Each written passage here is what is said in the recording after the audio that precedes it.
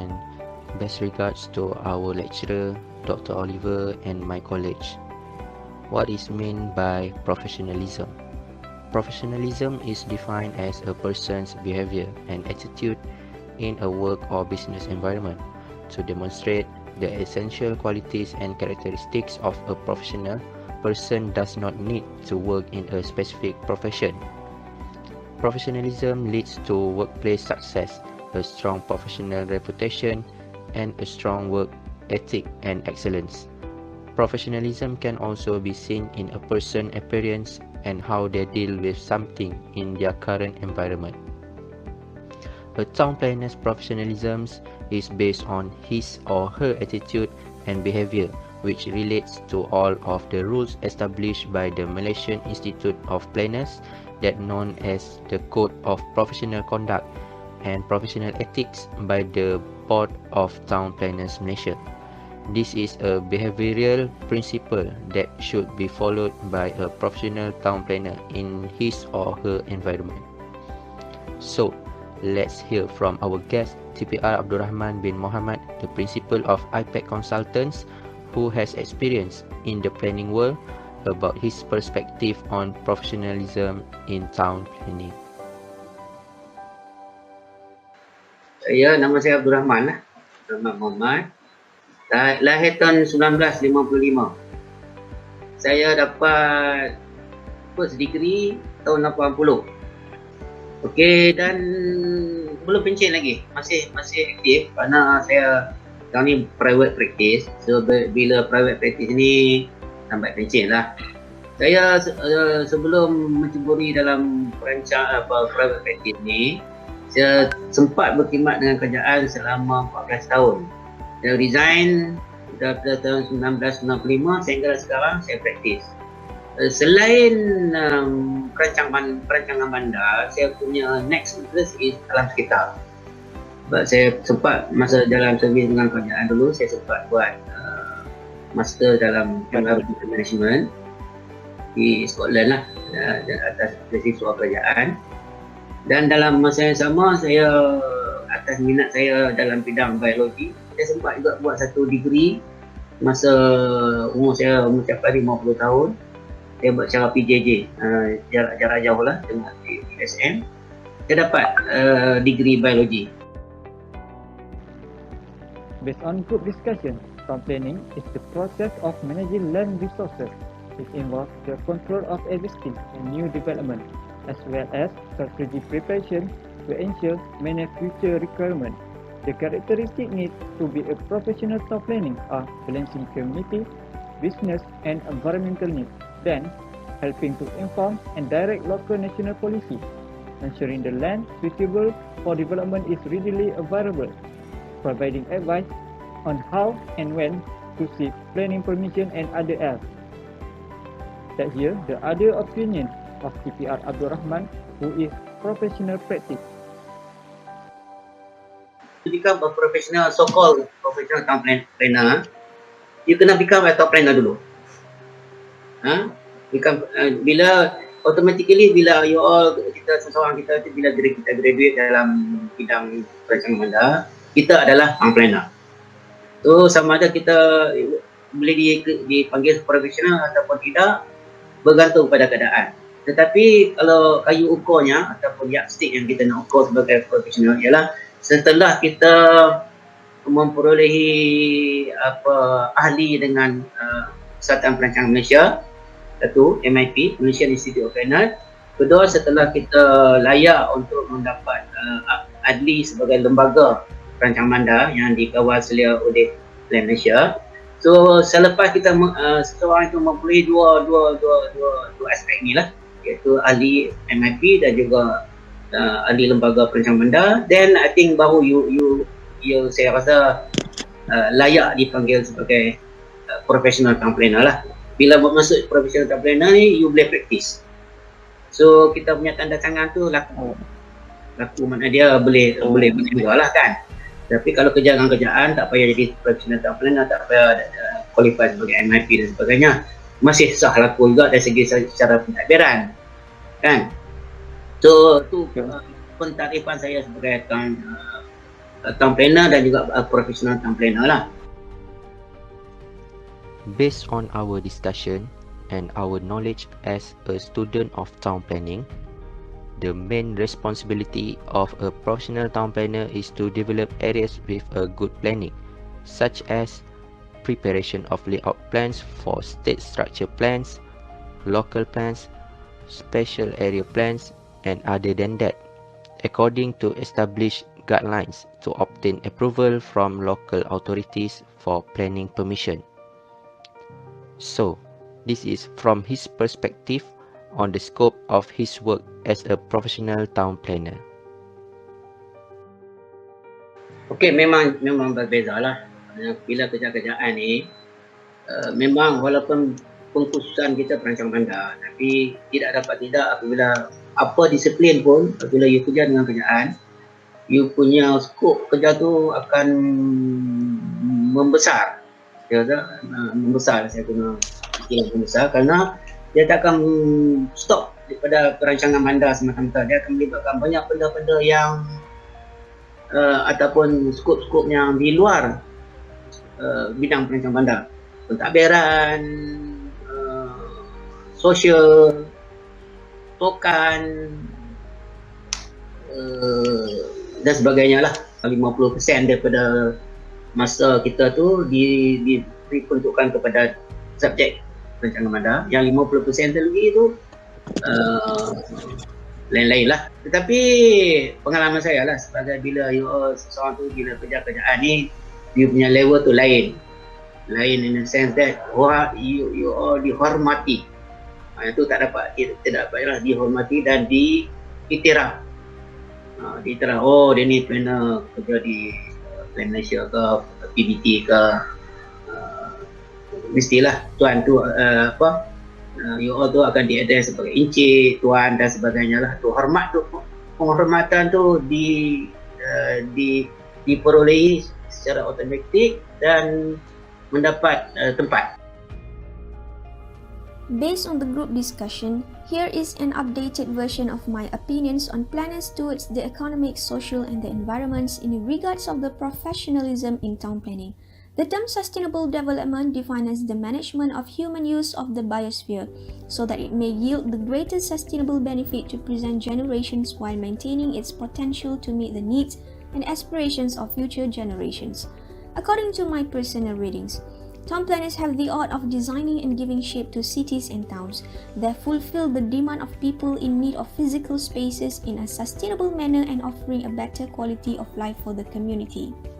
Contributions as planner can be indicated in many ways as long as it brings benefits towards the community, sustainable enough and most importantly brings comfort. Planners are initiators of the public space. They recognize the need of the community and the potential of the space. They are guardians of the development management. The quality of the built environment gives direct impact on the well-being of the community. In order to accommodate a large population, there have to be some early plans. That is why concerned development authorities and stakeholders should work together, especially planners, to deal with urban sprawl, congestion, and search for urban sustainability. Since global concern has emerged in terms of natural resources as a factor of limiting production and threat to long-term economic growth caused by environmental destabilization, it has caused the major participation of planners to address the concern and propose a steady-state economic and urban development. Reduced number of work opportunities and expensive living conditions had caused the inhabitants to migrate. It had forced the planners to expand and utilize the neighboring rural areas to ensure that it brings growth in economy to the city by offering more jobs and opportunities. Let's look forward on what town planner Abdul Rahman had voiced out on the contribution of planners, which might vary yet still indicate in between those three pillars, since there might be a difference based on the qualified expertise. Kita tak boleh nak harapkan you punya contribution direct sampai lagi tu, kerana semasa kita menjalankan tugas kita seharian tadi tu, ketiga-tiga aspek ni, iaitu dari segi kepada masyarakat dan society, kepada environment dan juga ekonomi sektor kita akan terjadi secara automatik. Ia bukan kata, oh hari ni aku nak buat untuk achieve sustainability, sekarang ni aku nak buat kerja untuk usaha masyarakat. Tapi dia tak akan datang macam tu. Dia dalam ketiga-tiga skop fokus tadi tu, society, environment dan economic society, dia akan datang automatik dalam tugasan harian kita tadi. Cuma kadang-kadang tu sesuatu kerja tu mungkin tak nampak dia punya tu. Tapi indirectly memang ketiga-tiga komponen tu kita akan apply lah kita punya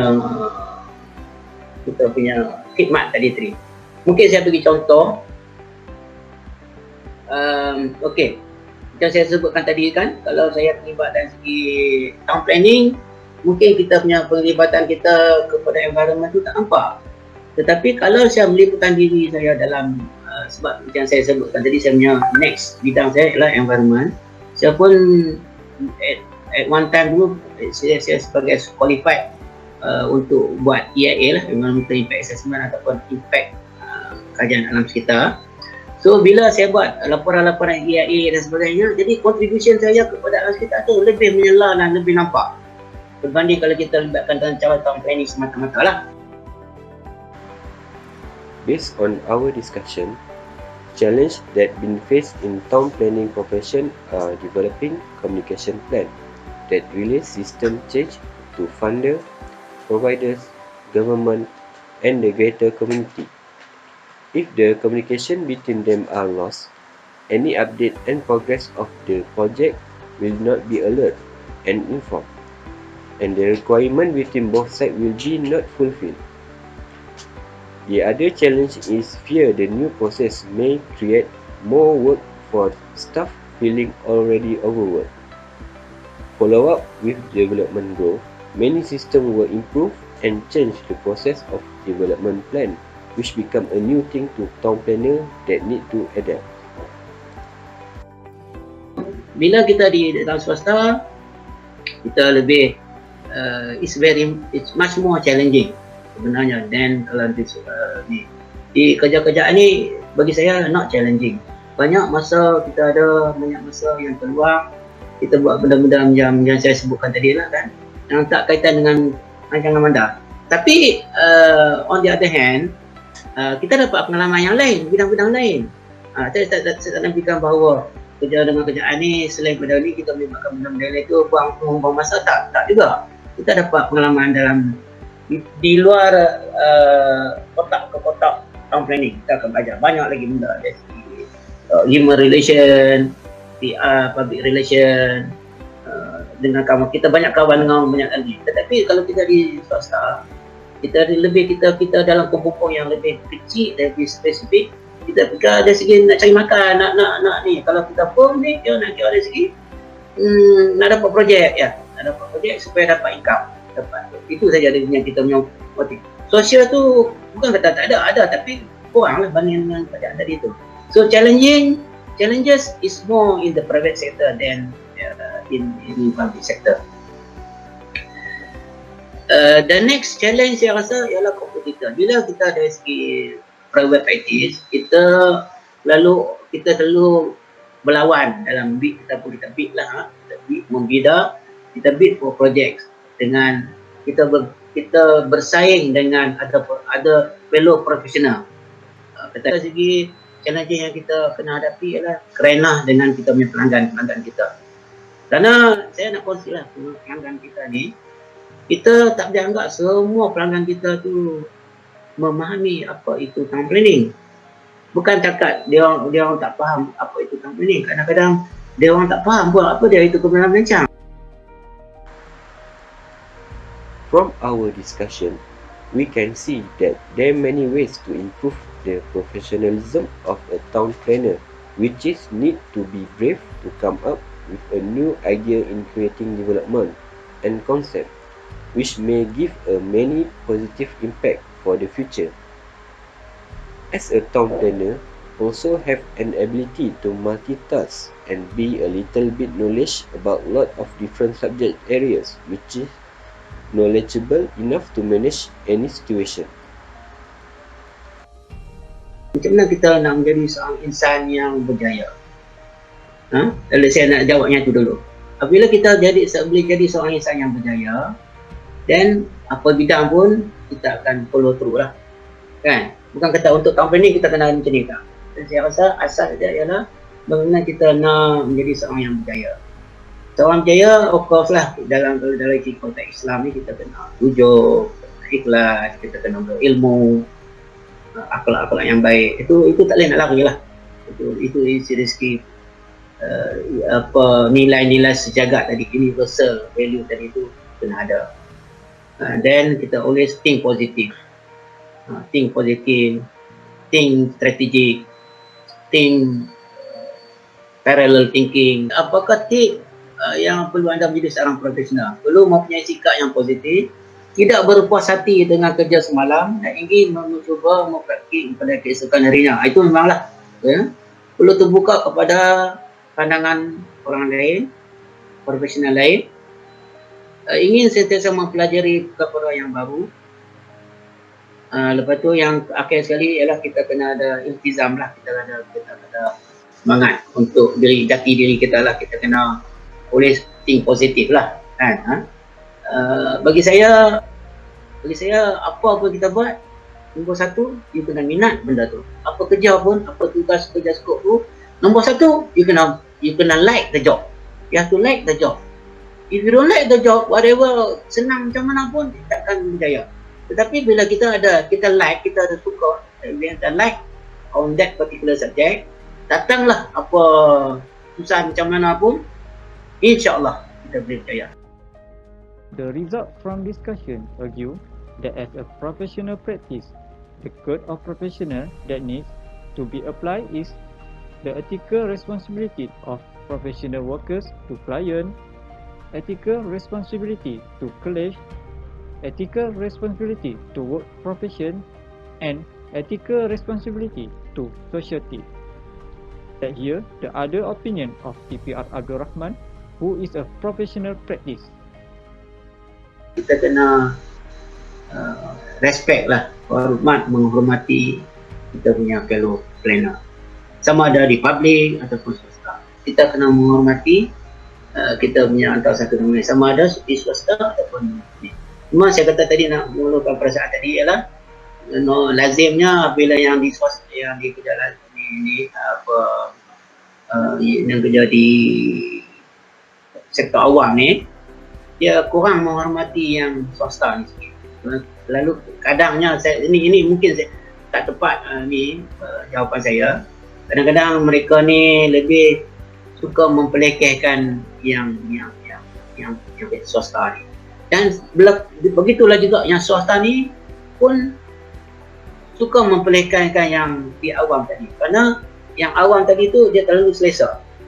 Yang swasta ni dia terlalu tersepit.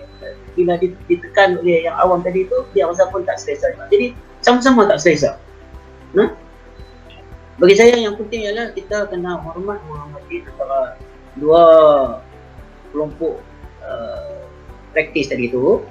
Kita kena memahami antara satu dengan lain. Kalau kita boleh dapat itu, insya-Allah kita boleh applykan keharmonian tadi. Kerana yang tak jadi harmoni kerana kita tak dapat memahami pihak yang satu dengan satu lagi tu. Kerana macam saya ni, saya telah melalui kedua-dua bidang tadi tu. Jadi saya tak ada hal. Saya boleh menghormati dan swasta. Saya boleh memahami kenapa yang awam tadi bertindak sedemikian. Saya boleh memahami. Kerana saya pernah menduduki tempat mereka tadi tu. Apa yang saya nak katakan ialah, dalam bahasa Inggeris saya nak sebutkan ialah, the decision made then was right at that point of time. Iaitu dalam bahasa Melayunya, keputusan ataupun apa-apa penghasilan yang dibuat ketika itu sesuai pada masa itu.